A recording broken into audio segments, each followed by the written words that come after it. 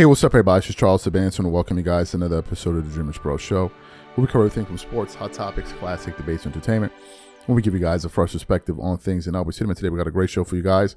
But before we get into it, please make sure you like the video and sub to the channel. So let's talk about it. As you guys know, maybe some of you know, I said I'm going to be covering the Lakers a lot more this year from a positive standpoint because, folks, LeBron James is going to be gone by the end of this year. We thank God. We thank God, right? We thank God. And after his latest antic that he pulled yesterday, you can see why a lot of us are just simply can't wait for this guy to be gone. All right, we just can't wait. Some of y'all are, what antic did he pull? Do you know now LeBron is suffering from a new injury called a glute irritation, glute nerve irritation or something like that? And a lot of us are like, where did this injury come from? We know about the sprained MCL. We know about the ankle. We know about the foot. We know about the calf. Where did the glute one come from? The guy's been playing golf all summer long. Where did that one occur? Right, so he was held out of training camp yesterday. Next thing you know, he attended Kaizen. I'm like, well, what is this?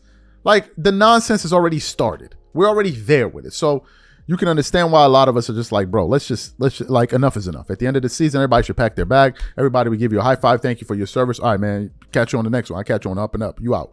Like, be gone. So we got that.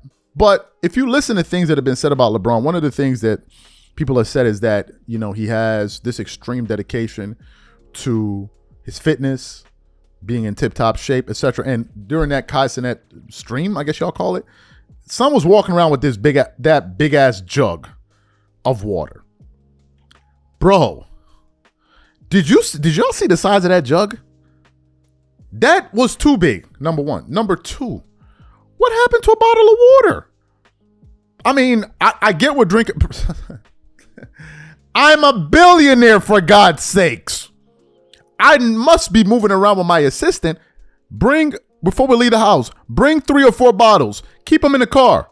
When this one is finished in my hand, go get me another bottle. That's just the way. I'm not walking around with no briefcase that's supposed to be a jug. So anyway, I thought that was like that. Did y'all see how big the thing is? Look like a damn flask that he was walking around. But anyway, I thought that was pretty fun. Like, this dude is giving himself a work. The flask was so big that I can swear to you, LeBron was getting tired of walking around that house.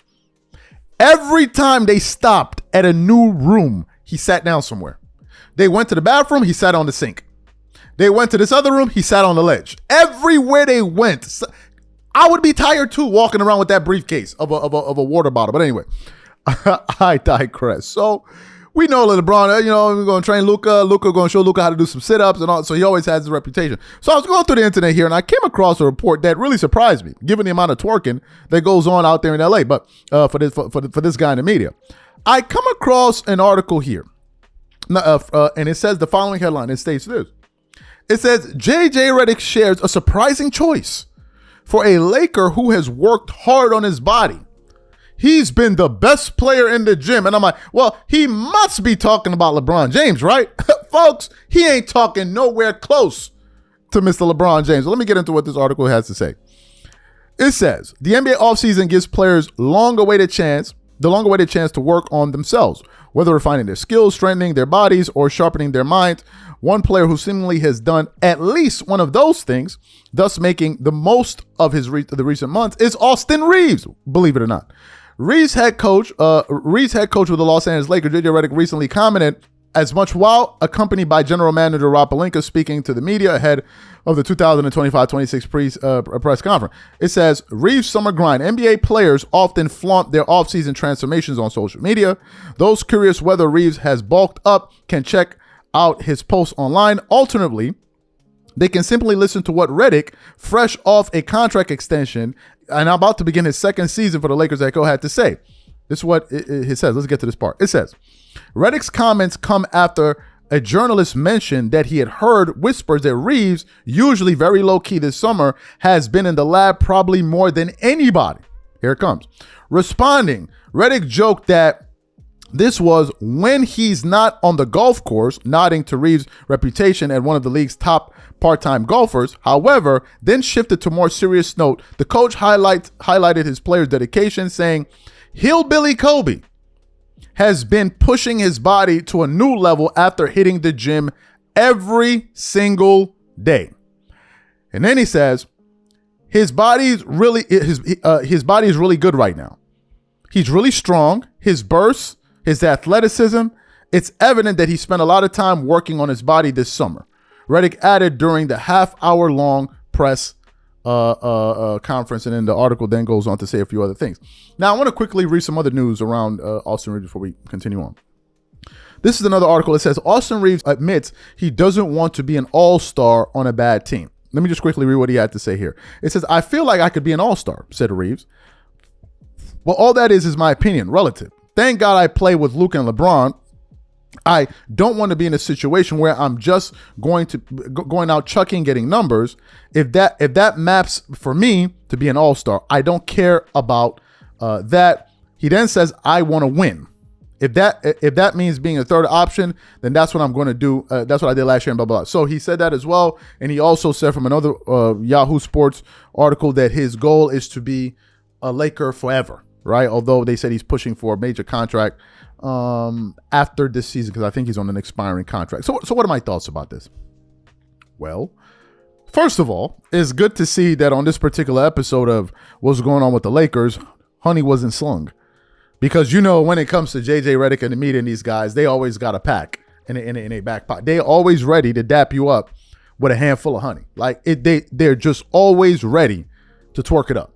So to hear that finally somebody else got some damn credit on his team, it's fantastic, right? And it seems like these guys are really, really serious about their conditioning. Obviously, you know what happened with Luka Doncic this offseason.